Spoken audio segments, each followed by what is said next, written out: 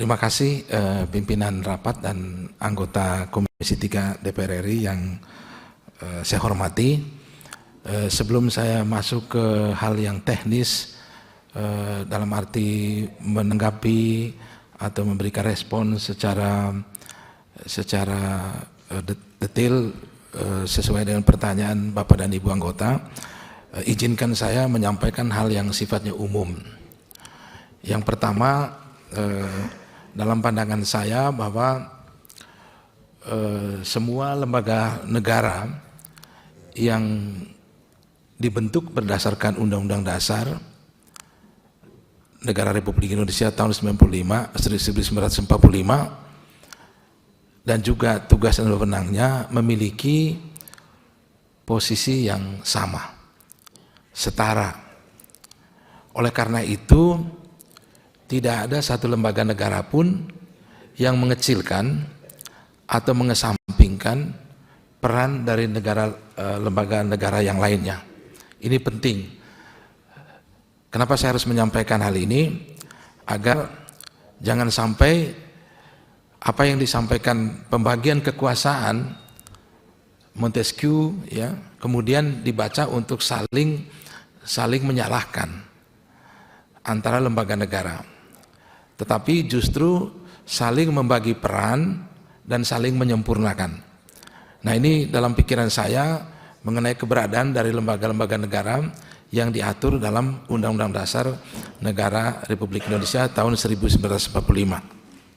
Yang kedua, dalam posisi saya yang saya katakan tadi 35 tahun di DPR, pertanyaan yang umum dan sangat mendasar menurut saya, lalu bagaimana Anda kalau sudah duduk dan bisa terpilih dan duduk sebagai hakim konstitusi, Anda dicalonkan dari DPR. Bapak dan Ibu anggota Dewan yang saya hormati, saya ingin memberikan suatu kesaksian hidup saya bahwa perjalanan sejarah ketatanegaraan kita ini, dan kebetulan saya mengikutinya sejak tahun 90 memasuki reformasi, pertumbuhan demokrasi, dan saya tetap berada di gedung ini dan memberikan kesaksian kepada publik mengatakan bahwa apapun yang dinilai oleh publik tentang DPR tetap penting.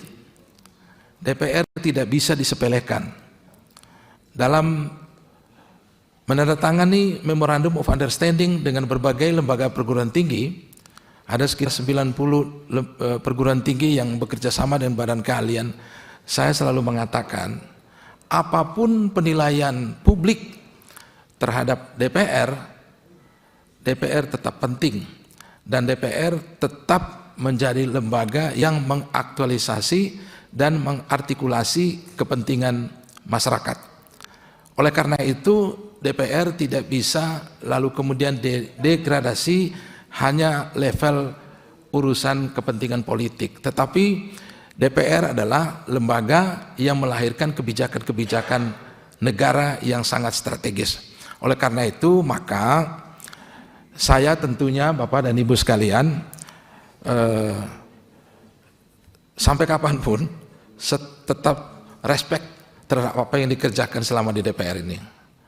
Oleh karena itu, saya hadir di lembaga, katakanlah ini Mahkamah Konstitusi satu saat, tadi dikatakan sebagai, katakanlah harus menjadi seorang negarawan, tetapi saya akan bersikap bahwa apa yang dikerjakan oleh DPR, dan jangan lupa kalau itu undang-undang sebenarnya bukan hanya DPR, tetapi juga dengan pemerintah, itu juga untuk kepentingan bangsa dan negara.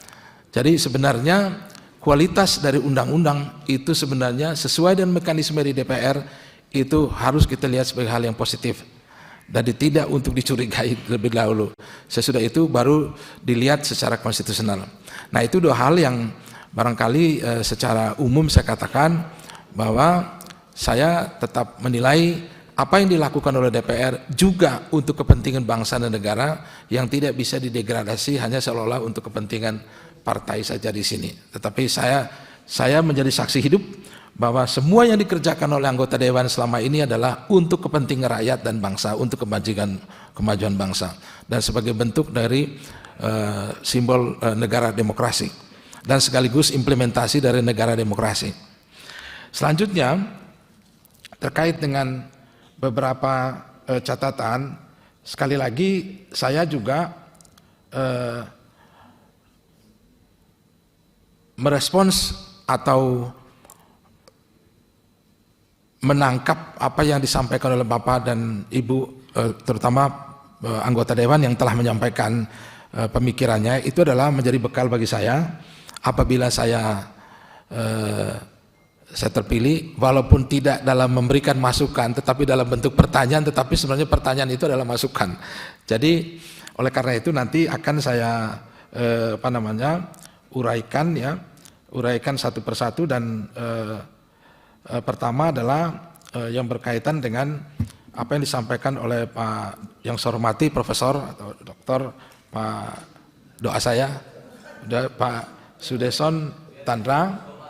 Jadi hal yang menarik dari apa yang disampaikan berdasarkan Steuvenberg teori yang disampaikan oleh Hans Kelsen, maka memang dan itulah sebenarnya teori dasar dari pengujian undang-undang oleh Mahkamah Konstitusi, ya.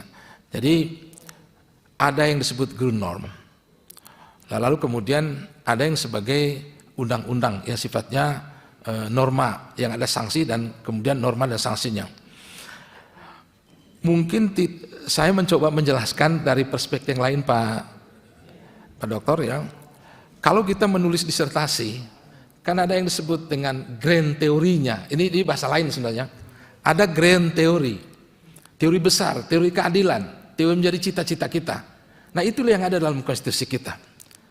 Nah, lalu kemudian ketika kita menguraikan, menjelaskan persoalan publik, persoalan masyarakat, maka itu yang kemudian dengan mesoteorinya. Jadi di mesoteori kita boleh bergerak, dan itulah wadahnya DPR, Pak. Sementara yang grand teori ini itu udah harus dikunci. Itulah ruangnya Mahkamah Konstitusi.